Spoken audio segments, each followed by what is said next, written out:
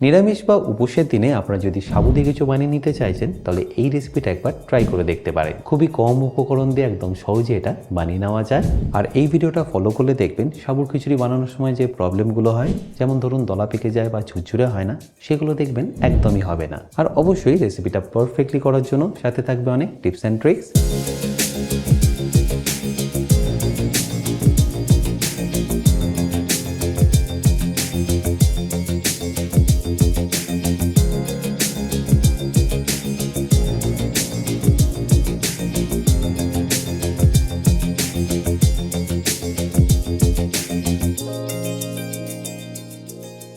By the way, আমি chef Atanu, আপনারা দেখছেন অতনুর রান্নাঘর। আর আজকে আমাদের রেসিপি সাবুর খিচুড়ি। তাহলে সাবুর খিচুড়িটা বানানোর জন্য আমি এখানে নিয়ে নিয়েছি 500 গ্রাম সাবু। সাবুটা দেখুন এখানে আমি একটু মোটা দানারই নিয়েছি। এতে দেখবেন সাবুটা দেখতেও খেতে দুটোই ভালো লাগবে। ব্যাস, এবার এটাকে আপনারা 2 থেকে 3 বার ভালো করে ধুয়ে নিন।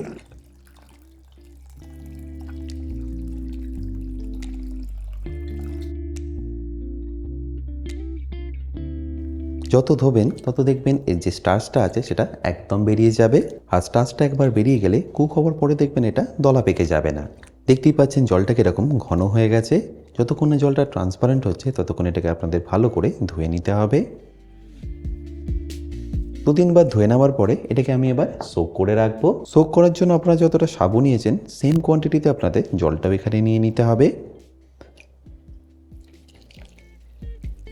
আমি এই কাপেরই মেজারমেন্টে 2 কাপ এখানে সাবু নিয়ে নিয়েছিলাম, তাই এখানে দিয়ে দিলাম 2 কাপ জল। দেখতেই পাচ্ছেন এর মধ্যে আর কোনো রকম স্টার্চ নেই। ব্যাস, এবার এটাকে আমি ভিজিয়ে রাখবো মিনিমাম 2 থেকে 3 ঘন্টার জন্য। সাবুটাকে ভিজিয়ে রাখা কিন্তু খুব ইম্পর্টেন্ট। আপনাদের যদি হাতে সময় থেকে থাকে 5 থেকে 6 ঘন্টাও কিন্তু এটাকে আপনারা ভিজিয়ে রাখতে পারেন। দেখবেন সাবুটা যতটা ভিজবে ততটাই এটা নরম হবে। আর যে জলটা দেখছেন সেটাও দেখবেন সাবুটা একদম কমপ্লিটলি টেনে নেবে। আচ্ছা, এবার সাবুটা বানিয়ে নেওয়ার আগে আমি এখানে আপনাদের আলুটাকেও কেটে দেখাচ্ছি। আলুটাকে আপনাদের এরকম ছোট ছোট করে কেটে নিতে হবে, কারণ খুব বেশি বড় করে কাটলে এটা কুক হতে কিন্তু অনেকটাই সময় লেগে যাবে। তাই এরকম ছোট ছোট করে কেটে নিন।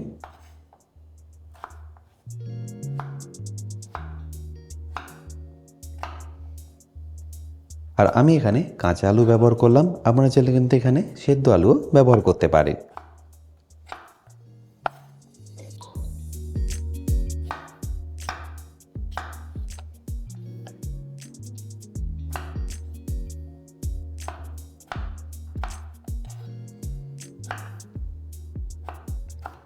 তাহলে নিশ্চয়ই দেখতে পাচ্ছেন সবকটা আলু এখানে আমার কাটা হয়ে গেল। ব্যাস, এবার তুলে নিয়ে এটাকে জলে রেখে দিলাম।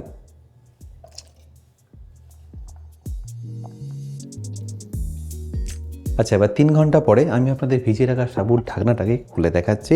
দেখুন সাবুর যে জলটা দিয়েছিলেন সেটা একদম পারফেক্টলি কিন্তু সোক হয়ে গেছে। আর সাবুটাও দেখুন জলটা সোক করে এখন কতটা ঝরঝরে হয়ে গেছে।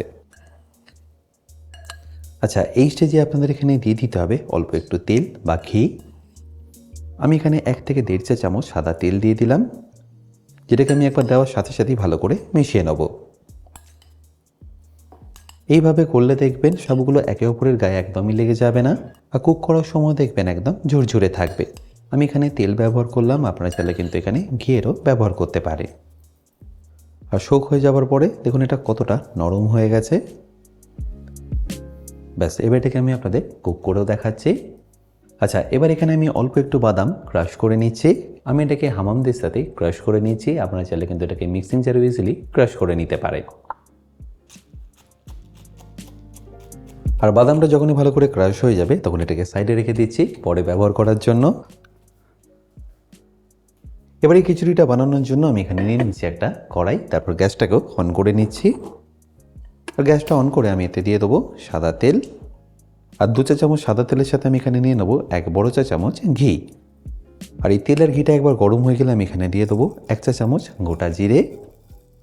তারই সাথে দিয়ে দিচ্ছি কুচিয়ে রাখা আদা 1 চা চামচ। আর ঝালের জন্য কাঁচা লঙ্কা আমি এখানে দিয়ে দিচ্ছি 1 চা চামচ। ব্যাস, তারপর এটাকে ভালো করে একবার মিশিয়ে নিন। খুব বেশিক্ষণ ভাজার দরকার নেই, 30 সেকেন্ড মতো ভেজে এখানে দিয়ে দিচ্ছি কেটে রাখা আলুটা। তারপর এটাকে একবার ভালো করে ভেজে নেব। এই আলুটা ভাজার সময় আমি এখানে দিয়ে দিচ্ছি স্বাদ মতো নুন,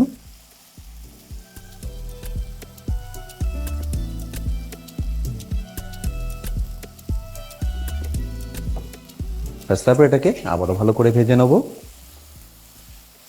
মিডিয়াম টু হাই ফ্লেমে মোটামুটি এটাকে আপনাদের কুক করতে সময় লেগে যাবে ধরুন 3 থেকে 4 মিনিট মতো। আলু যদি আপনারা এর থেকে বড় বড় করে কাটেন সেক্ষেত্রে দেখবেন আপনাদের সময়টাও একটু বেশি লেগে যাবে। আদা আর কাঁচা লঙ্কাটা এই জন্য আমি কম কুক করেছি, কারণ আলুটা কুক হতে হতে দেখবেন এইগুলো একদম পারফেক্টলি কুক হয়ে যাবে। আর এই সময় চাইলে আপনারা এটাকে ঢাকা দিয়েও একটু কুক করে নিতে পারেন, বাট আমি এখানে ডিরেক্টলি কুক করে নিলাম 3 থেকে 4 মিনিট। আচ্ছা, আমি এখানে একটা আলু আপনাদের কেটেও দেখিয়ে দিচ্ছি।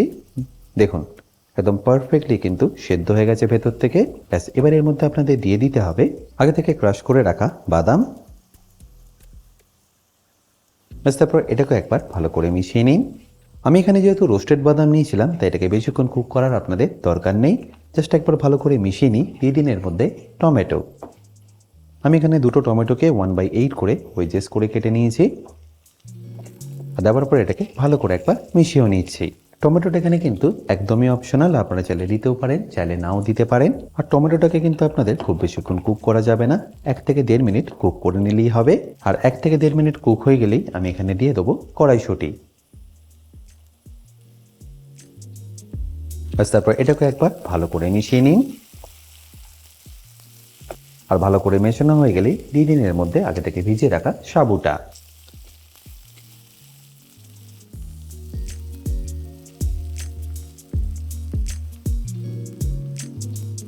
আর সাবুদানাটা দেওয়ার পরে আমি এখানে দিয়ে দেবো স্বাদ মতো চিনি। ব্যাস, তারপর এটাকে ভালো করে একবার মিশিয়ে নেব।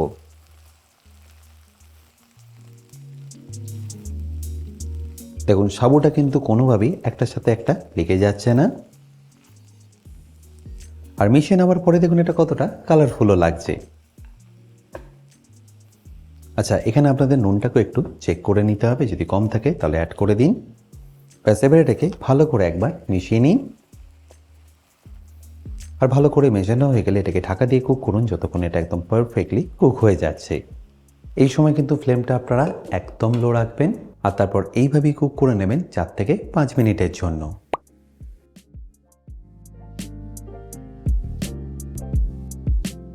3-4 মিনিট ঢেকে রাখার পরে দেখুন এটা এখন পারফেক্টলি কিন্তু কুক হয়ে এসছে। সাবুর দানাগুলো দেখুন এখন পারফেক্টলি কিন্তু ট্রান্সপারেন্ট হয়ে গেছে। আর নিশ্চয়ই দেখতে পাচ্ছেন এটা এখন কতটা ঝরঝরে আছে। ব্যাস, এই স্টেজে আপনাদের গ্যাসটাকে বন্ধ করে দিতে হবে। তারপর ঢাকা দিয়ে রেখে দিতে হবে আরও 2 থেকে 3 মিনিটের জন্য। এখন কড়াইতে যে স্টিমটা আছে তার মধ্যেই দেখবেন সাবুটা একদম পারফেক্টলি কুক হয়ে যাবে। এবার ফাইনালি 2 থেকে 3 মিনিট পরে আমি ঢাকাটা আপনাদের খুলে দেখাচ্ছি। দেখুন প্রত্যেকটা সাবুর পালস এখানে পারফেক্টলি কুক হয়ে গেছে। ব্যাস, তারপর ফাইনালি এর মধ্যে মিশিয়ে দিন অল্প একটু ধনেপাতা আর তারই সাথে সামান্য একটু লেবুর রস। ব্যাস, তারপর ফাইনালি এটাকে ভালো করে একবার মিশিয়ে দিন। দেখতেই পাচ্ছেন এটা কতটা ঝুরঝুরে হয়েছে। আর প্রত্যেকটা সাবু একদম পারফেক্টলি কুক হয়ে গেছে। আচ্ছা, এবার এটাকে আমি আপনাদের পরিবেশন করেও দেখাচ্ছি। আশা করি সম্পূর্ণ রেসিপিটা আপনাদের নিশ্চয়ই ভালো লেগেছে। আর যদি ভালো লেগে থাকে অতি অবশ্যই কিন্তু আমাকে কমেন্টে জানাতে ভুলবেন না।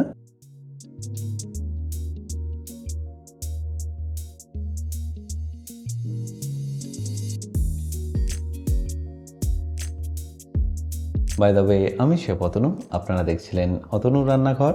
দেখা হচ্ছে আপনাদের সাথে একটা নতুন রেসিপি নিয়ে নেক্সট এপিসোডে। ভালো থাকবেন, সুস্থ থাকবেন।